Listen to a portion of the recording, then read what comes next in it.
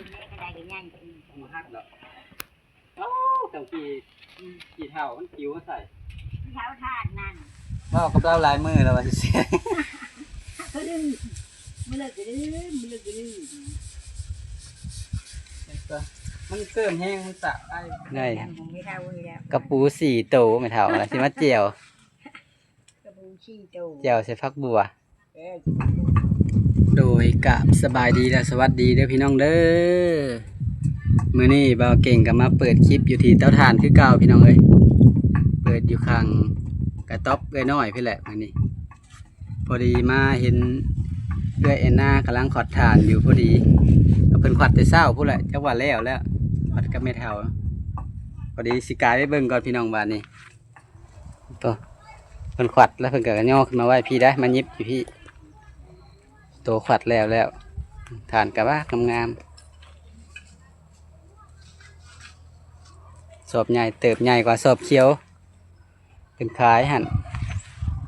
ทางนาแล้วขวัดอยู่ลุมพุ่นแหละทางไม่เท่าขึ้นมาเฮ็ดกินถ่าไม่เท่าก็ได้สบายดีเด้อไม่เท่าเด้อเห็นยังกินน่ะเจ็บปูจมโดนนั่นล่ะสิได้เจียวกระปูโดยได้กระปูมันสิได้ไปขุดอาหารไปขุดเจียวอ่องมัน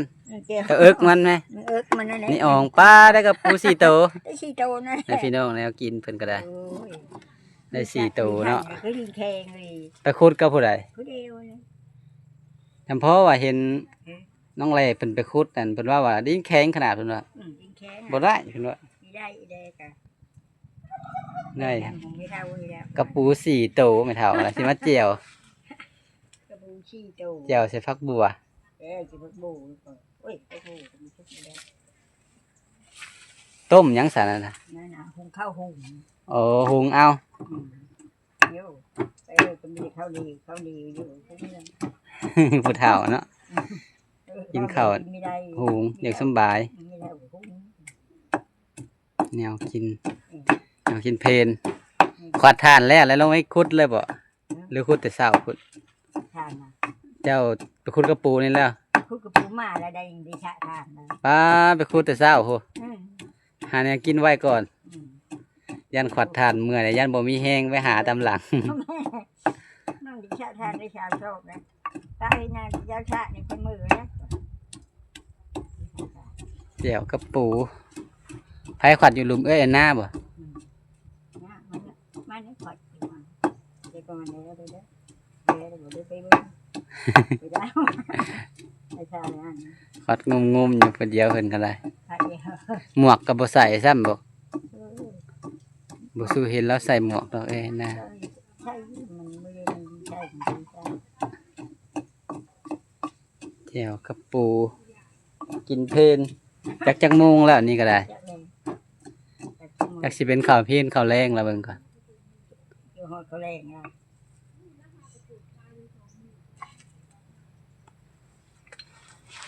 ขุดกระปูมาป่นกินบ่ได้หาหยังเผาถ่านช่วงนี้เฮาก็ยังเจียวปลาทู12:09เลยไม่เท่าเอ้ย12พอกินแล้วยังทันได้ไปได้ยังสิออกไปเวียกข้างอื่นก่อนยังสิออกไปพุ่นโอ้น้าตีกับมาหาไม่เท่าสบายดีเด้อป้ากองกับมืดแท้ให้กินแจ่วกับปูไปต้มยังไงนะต้มข้าวหุงนั่นน้าหุงเขา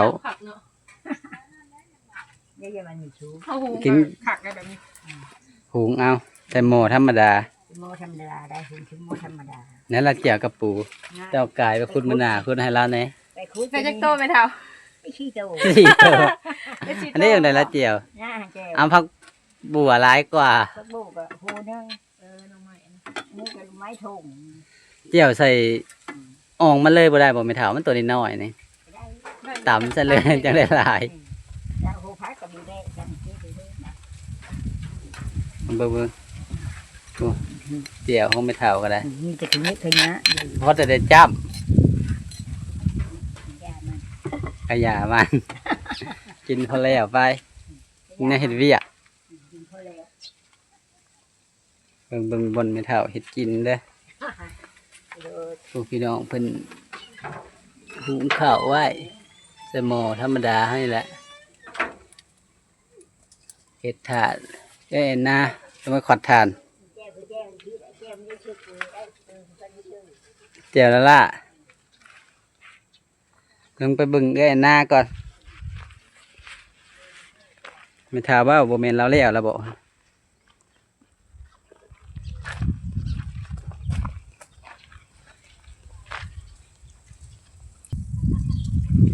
ทางนี้สิเป็น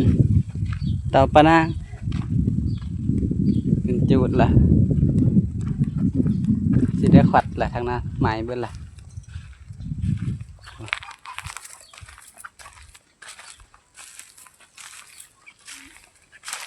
ไหม้ไม่ได้ครึ่งหนึ่งแล้วทั้งไม่เท่ามันจูดก่อนกันเก็บก่อน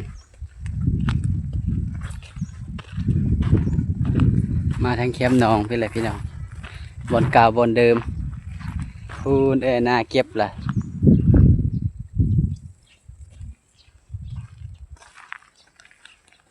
พาตะมาใส่หันหมวกเก็บฐานพี่น้องเอ้ยแล้วอยากสอบแล้วนะ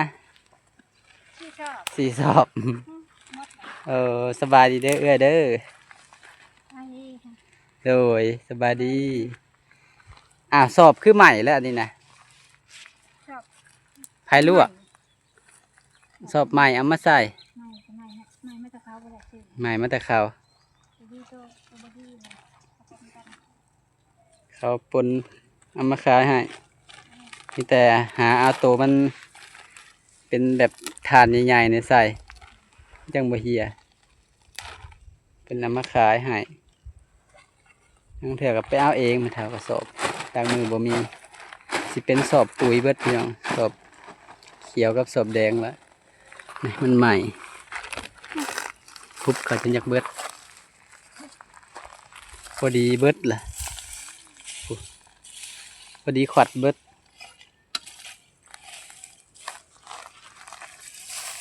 6-7 สอบเป็นตั้งไว้นี่ที่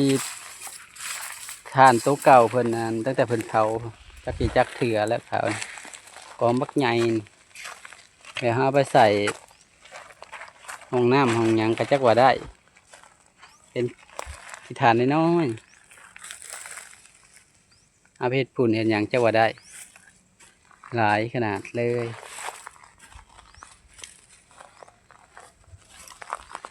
ไม่เท่าก็มานอนพี่มาเก็บถ่าน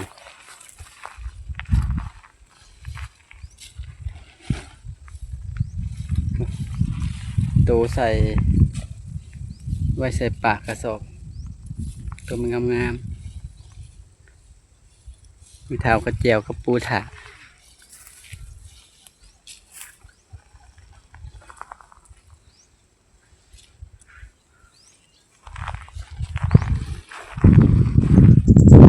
คืน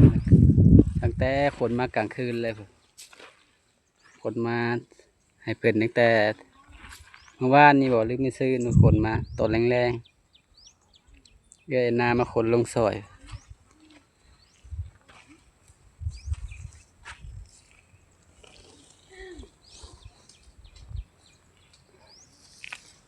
นี่ก็หลายเติบสิประมาณ2 หลดคนไม้เพิ่นมือละหลดช่วงนะแต่เพิ่นเริ่มเผาถ่านทำอิฐ2 หลดก็หลายเติบเพราะว่าข้างนั้นก็มีกะมาตื่มกันไหวก็ดีกว่าซื้อไม่เท่าแล้วก็ว่าซื้อหลายก็หาทื่นบ่เห็นจ้างเป็นเอามาให้แน่ตัวใหญ่ที่เฮาเฮ็ดบ่ได้อาหารบ่ได้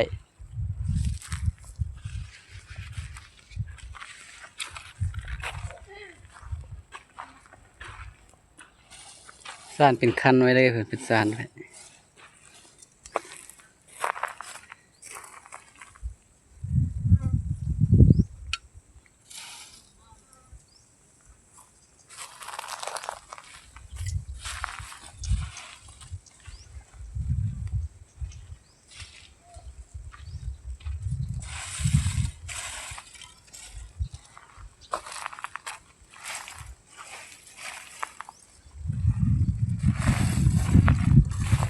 น้ำเพิ่นเอามาไว้รดถาดแบบมันใหม่ตัวใดมันใหม่ตัวใดมันยังบ่หมดได้สอบกับเพิ่นแถมมาให้บ่หรือเพิ่นขายให้เลยมีข่าวว่ามีตัวใหม่นะสิได้อีกบ่คือทุบแท้มันก็แข็งอยู่นะแต่ว่ามันชิ้นน้อยกว่าหมูขวัดเศร้านี่เบิดบ่เอ่ยนานี่นะขวัดเศร้านี่เบิดขวัดเศร้านี่เบิด6-7 สอบ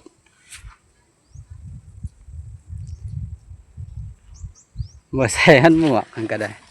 เจ้าคือบ่ใส่หมวกมันฮ้อนบ่ บ่เคยใส่มุดมัดผมบ่เคยใส่หมวกใส่เฮ็ดเวียกกับมันบางหูบางตาถ้าผู้ลึงแล้วก็ใส่ก็สบาย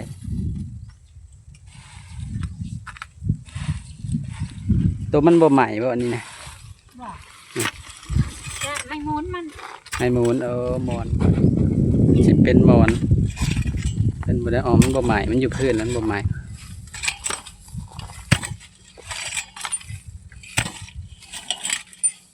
ไม่สั่นๆบ่ใหม่เนาะตัวหมอนนี่เพราะมันถมอยู่ลุ่มแกบกี่เท่านี่ลงถมนั้นบ่ใหม่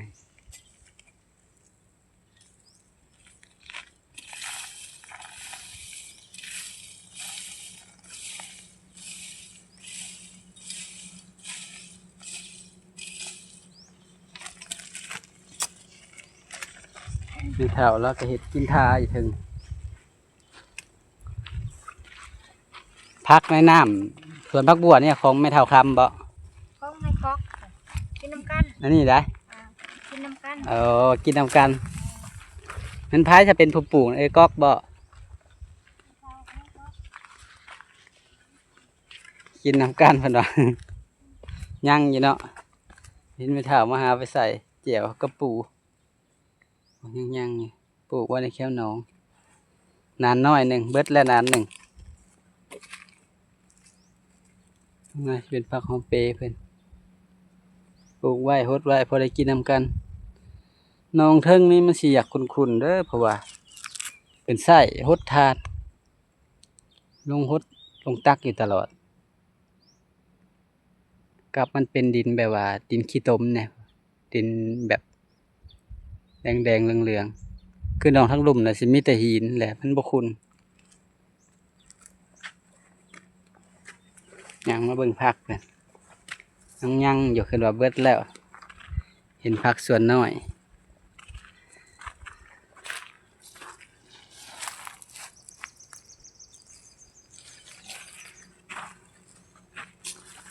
ให้หน้าเพิ่นเก็บทานก่อนย่างกันไปหาทั้งไม่เท่าก่อน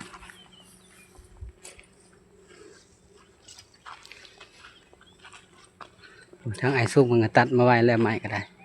เมื่อวานนี้ก็ให้เป็นไปตัดซอยเพิ่นมีจักรเพิ่นไปตัดไม้ตัวมันใหญ่ใช่โอ้ไม้เพิ่นมันก็ควัดแล้วของเพิ่นก็ได้เตรียมกองใหม่เตาใหญ่เติบเนาะนี่แต่ของแม่เพิ่นของป้านางอันกำลังเริ่มใหม่ไปเรื่อยๆเตาใหญ่เติบได้ของป้านางก็ได้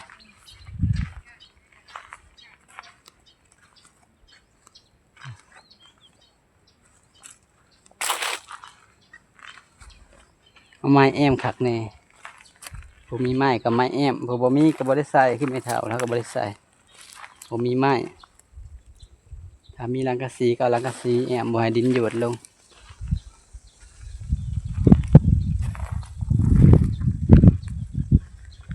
ยังมาหาทางไม่เท่าอีกก่อนให้หน้ามันขอดทานทั้งลุมก็ได้แล้วขอดทานผู้เดียวบ่ถามหมวกคือว่าใส่บ่เนาะมุดมัด ใส่ว่าได้ ว่าใส่ยังสำนั่นเนาะใส่หมวกนี่ป้าเรา ป้าแต่ว่า เอเลย แต่ว่าหน้าเราบ่ได้อันนั้นน่ะมีผ้ามีสิวได้เราบ่ได้ใส่ ไม่ได้มีให้ติดแข้งเยอะตลอด แข่งอยู่ตลอดหักคือบ่ได้ว่าแบบ น้อย ก็บ่คือว่า แบบสิมองสิเรียบก็สิแบบดำก็บ่แม่นแล้วนะแล้ว เออ ยังแต่เก็บใส่ปากมันซื่อ ผิวของคนเนาะบางทีก็เคยเลยเคยเห็นนะมันก็สิบ่นะ มันเคย คือ แก่ เปรียบว่าเฮานี่แหละปกติเนาะผู้อื่นนะ มัน ยัง เคย แบบจักว่าแนมบ่เห็นหั่นน่ะ มันเคยแข้งนะ ก็แนมเบิ่งแบบแถวเตาถ่านนี่แต่ละคนน่ะปกติเนาะหน้าตาก็ ๆนี่ แบบเคยเห็นเลยหั่นน่ะพี่น้องแต่ก็ย่านนี่ เค แห ย ละ แข้งเลย แม่นตอนยังน้อยให้ก็บ่ได้ใส่ได้ใหญ่มานี่แหละใส่น้อยนึง แซ่บบ่แม่เฒ่า เบิ่งแน่แจวกับปูแล้ว โอ้ยเอาไปหามื้อหน้าก่อนสิมาให้ ไม่เท่าว่า เจ้าก็กินบ่กุ้งนะ ตามเอานะไม่เท่าเนาะ มื้อหน้าก่อนเอาสิใส่ให้ ตามเอา มาใส่นี่แล้วนี่เห็นในน้องนี่ เท่าขัวแล้วบ่ได้ มันเจ้าหดทานนี่เฮาว่ามันหลายกุ้งนะ แต่บ่มีเนาะลอง หลายอ่ะ เฮาเมื่อเบิ่งก่อนสิมาใส่ให้ถ้ามือว่าง ได้ เอาเพื่อใช้ ๆรอบเฮาหั่นเด้ อันนอก บ่ได้ใส่หยังกระถือของเฮาใส่นะ ถิ่มลงไปเลยได้ไหมเท่าเอ้ย งานหน่อย บ่ลงไป ทิ่มป้าไว้ซื่อจำเจ้ายามกินแต่ละมื้อนะ นี่ นี่ ใช่ นี่ ดอกมันคือสิบ่มีกระปูเนาะบางทีเฮาปะไว้โดนกระปูกัด มีก็บ่หลายดอก บ่มีก็ดีมันจัง กัดรอบเท่าใด มันจังบ่ได้ยิบแล้ว ใส่แต่ละเทื่อเห็นถึงหลายๆนะเฮายิบรอบใช่ได้ ยิบนะพอแห้งพี่น้องเพื่อสิไปใส่อีกเทื่อหนึงนะ หาคล้ายแต่มันถือใส่กันมันกุ้มอยู่ ไม่ไม่เท่าจ โอ้ ำจำแล้วก็ตัดเอาโน้ตมาอย่างตัดไม่โน้ตนั่น มื้อหน้าก่อนว่างๆสิใส่ให้ ตัด ตัดหนวดมันออกแล้วก็จังตั้มเนาะ ยังจ ป้าไม่เท่าเอ้ยใส่มะกอกใส่นะก็แซ่บได้ ำจำเช่นก็ ผักหอมเด็กเค็มน้องนะ เขาจะโชว์อันที่ก็ไปเบิ่งตัวนี้เบิ่งโชว์มื้อนั้นทานยาลูกมัน กินข้าวแจ่วกับปูไม่เท่าก็ได้ หน่อยก็เนาะหน่อยให้เพิ่นจะเห็นไปก็ ทางนี้ก็สิเป็นเท้าของเอ้ยก๊อกเท้าของเอ้ยน้อยเพิ่นมันก็เก็บมาได้แล้วทางนี้ครึ่งหนึงละสิเบิดอันยังแต่ทางหัวมัน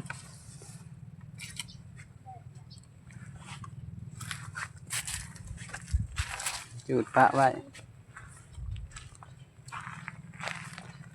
ทางนี้เป็นตากไว้